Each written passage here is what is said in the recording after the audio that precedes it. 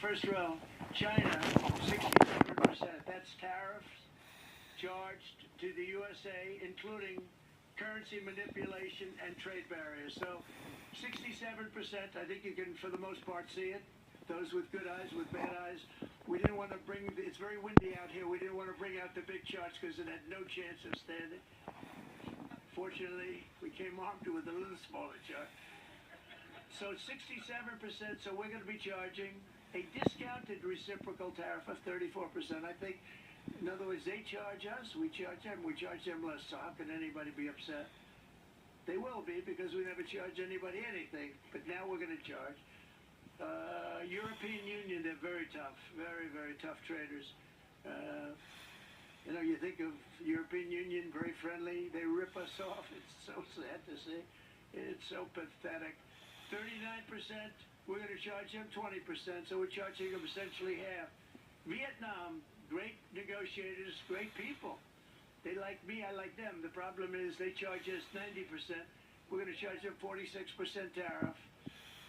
Taiwan, where they took all of our computer chips and semiconductors. We used to be the king, right? We were everything. We had all of it.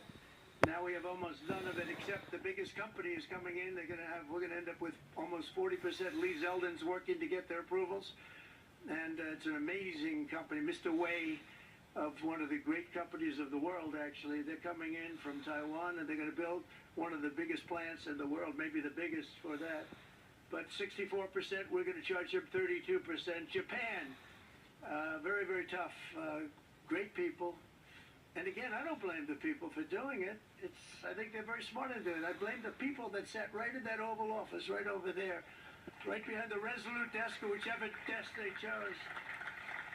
Japan, 46%. They would charge us 46%, and much higher for certain items like cars, you know, little items like cars.